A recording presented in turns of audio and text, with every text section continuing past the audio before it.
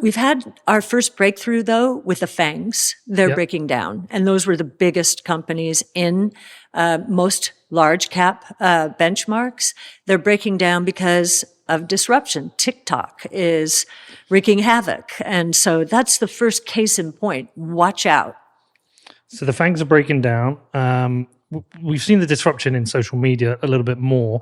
What are the particular challenges that someone like Amazon or Google will have? Is there like a limit to how much Amazon can actually build and create? So Amazon is not a social network, and it does seem like social commerce is growing in share. Right. So it's not a social network. It will become, it's not going to disappear, of course. It will become like the Walmart of online retail is my guess. And Walmart's been a decent stock. It's not a barn burner, but, and they of course have AWS. That's facing a lot more competition from Google and Microsoft. So it won't be as easy as it has for the last 15 years, I would say. It's a mature company. Yeah. Now, I say that with the full understanding that online retail, as a percent of total retail in the United States, is not much more than 15%.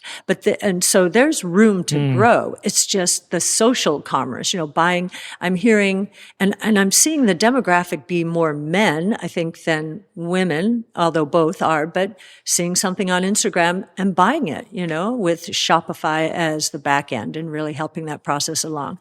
So it'll become more competitive, but there is a lot of share to gain from traditional retail still. Yeah, it seems like Facebook and Netflix have the biggest challenges there because the problem with Facebook, it was kind of a novelty idea, but I know most of my friends just don't use it anymore. They find it boring.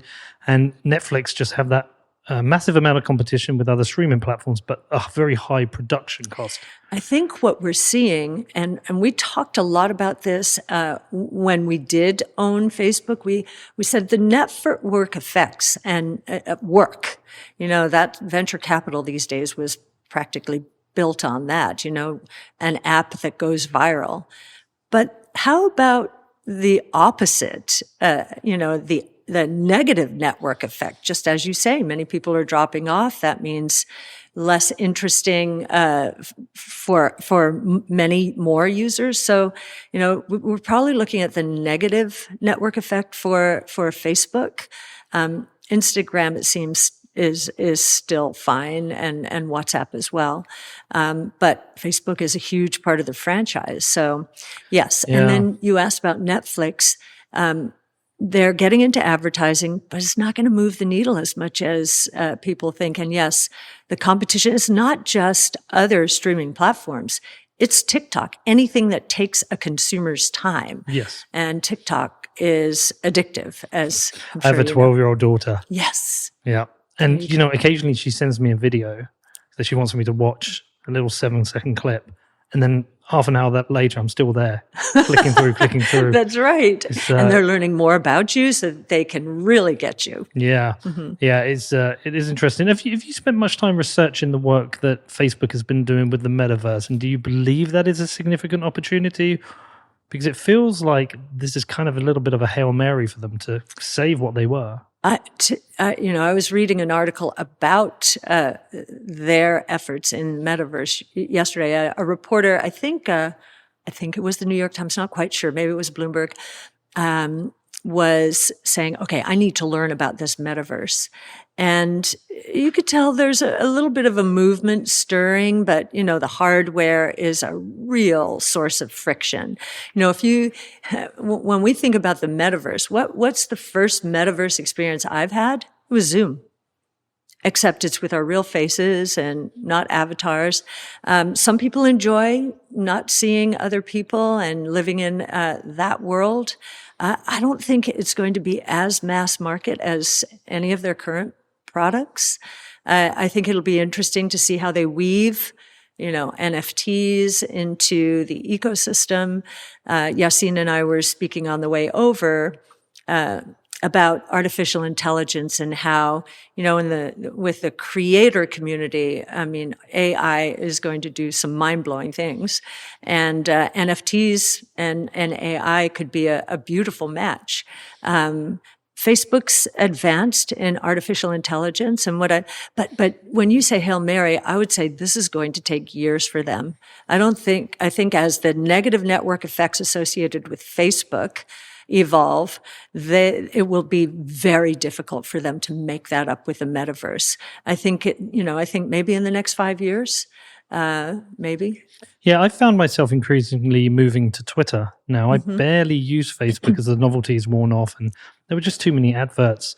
And I feel like in the race between the two of them, it's kind of like the hare and the tortoise, really. And I feel like Twitter's been the tortoise, building the experience first and always focusing on that first, where I always felt like Facebook sacrificed the experience to monetize. Monetization. Yeah. Yes. Well, and Twitter, of course, did not. And that's why one stock did very well and the other stock did not. But we'll see what happens with Elon. I'm excited. I like the idea that I like his idea around no censorship, and so we'll see what happens. I'm sure it'll go to another extreme and there'll be some kind of iteration. Well, I think the integration of payments within Twitter, as he's talked about as well. Yes, for a long time. Yeah, I think that's a really interesting move. What is it like, though, running a firm that invests in such disruptive technologies? Because it's a bit more of a gamble in some ways, because you're gambling on innovations working. And so it must be. I mean, I've only invested in two things, which is myself and Bitcoin. So I'm not an investor. I don't know anything about investing. Okay. And the reason I invest in Bitcoin, because it is a disruptive technology, and I believe in it, and I think it will change the world. But in doing so, I'm living the roller coaster of that investment. Absolutely. Is it similar across all speculative kind of disruptive technologies? So in the case, the way we go about our investing is we identify the technology at the core, right? And then we try and understand the learning curve. And, those are expressed through cost declines and ultimately price declines. And we're looking for technologies that are going to span sectors. So they'll start maybe niche, but will ultimately go mass market. So these cost declines open up new markets over time. And then finally, these platforms serve as launching pads for more innovation. So they'll be perpetuated. And we have found, we use something called Wright's Law as we're trying to figure out learning curves.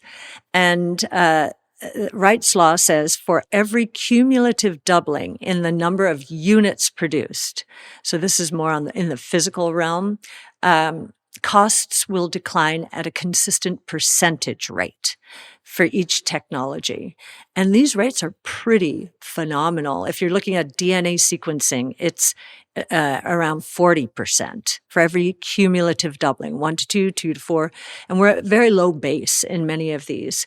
Our electric vehicle forecast was much closer because we saw how rapidly battery costs were coming down and how the total cost of ownership of an electric vehicle would be lower than that of a gas-powered vehicle. And that was about 2 years ago.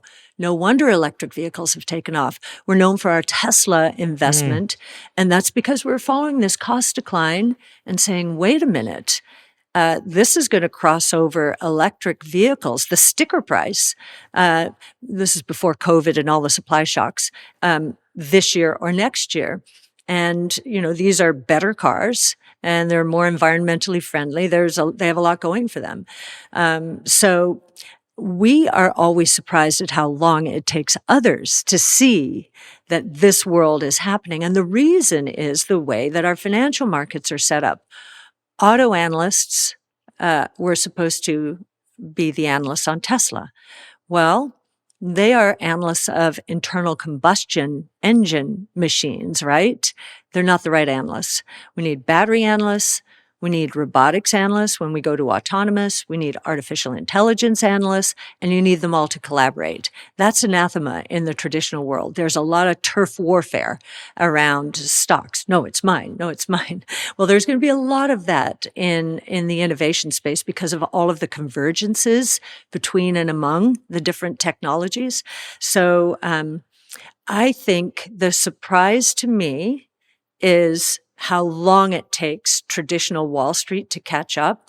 And we need the whites of the eyes of surprises, earnings surprises, revenue surprises, unit surprises, share gains. And even then it takes a while. So but I always say to our team, and I think what inspires me every day is our analyst team.